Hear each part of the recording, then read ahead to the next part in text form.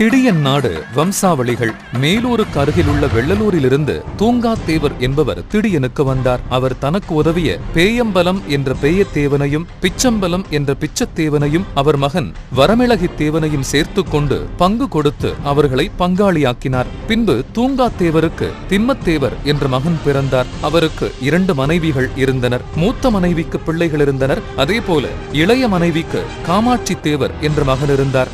இந்த காமாட்சி தேவருக்கு திம்மத்தேவரின் மூத்த தாரத்து மக்கள் பங்கு கொடுக்க மறுக்கவே சேத்தூரில் காவல்காரர்களாயிருந்த ஏராத்தேவர் நல்லாத்தேவர் ஆகியோரை உதவிக்கு அழைத்தார். அவர்கள் திம்மத்தேவரின் மூத்த தாரத்து மக்களிடமிருந்து காமாட்சி தேவருக்கு பங்கை பெற்றுக் கொடுத்தனர். ஆகையால் ஏராத்தேவரையும் நல்லாத்தேவரையும் பங்காளிகளாக சேர்த்து கொண்டார் காமாட்சி தேவர். அதற்கு பின்பு காமாட்சி தேவர் தனது மகள் வழி பேரன்களாகிய வசகழுவத்தேவர் மெய்யத்தேவர் அரிகுறும்பத்தேவர் ஆகியோருக்கு திடியன் நாட்டில் பங்கு கொடுத்து பாகஸ்தர்களாக சேர்த்து கொண்டார். இவர்கள் வளங்கா குலத்தைச் சேர்ந்தவர்கள் ஆவார்கள். ஆக மொத்தம் இந்த 9 பாகஸ்தர்கள் திடியன் நாட்டு வம்சாவளிகள் ஆவார்கள். தூங்காத்தேவர் பிரமலை நாட்டில் முதலில் குடியமர்ந்தவர் ஆவார். அவர் அப்போது திடியனில் வாழ்ந்த வெள்ளாளர் ஒருவருக்கு காவல்காரராய் இருந்து வந்தார். பின்பு தூங்காத்தேவர் வீரத்தை பார்த்த திருமலை நாயக்க மன்னர் தனது அரண்மனையில் காவல் பொறுப்பு கொடுத்தார். அப்போது அவர் காவல் பகுதியிலே திருடு போய்விட்டது. அவரால் அதை கண்டுபிடிக்கவும் முடியவில்லை. திருடு போன பொருட்களை மாங்குளத்தைச் சேர்ந்த பேயம்பலமும் பிச்சையம்பலமும் கண்டுபிடித்துக் கொடுத்தனர்.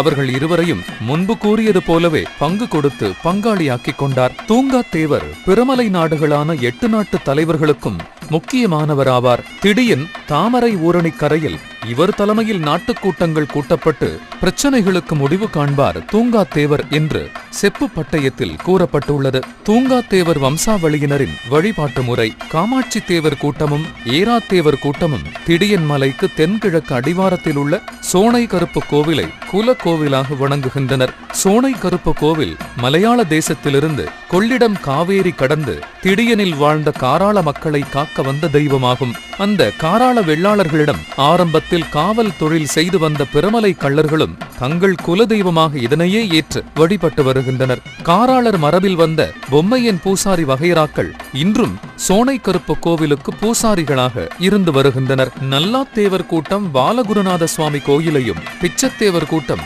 உச்சப்பட்டியில் உள்ள 18ஆம் படி கருப்பு கோவிலையும் பேயத்தேவர் மற்றும் வசகழுவத்தேவர் கூட்டங்கள் கருமாத்தூர் கழுவநாதர் கோயிலையும் மெய்யத்தேவர் கூட்டம் வளங்காகுளத்தில் உள்ள கண்ணாத்தாள் கோயிலையும் அரிகுறும்பத்தேவர் கூட்டம் அதே வளங்காகுளத்தில் உள்ள நல்ல குறும்புடையார் கோவிலையும் தங்கள் குல தெய்வங்களாக வழிபட்டு வருகின்றனர்.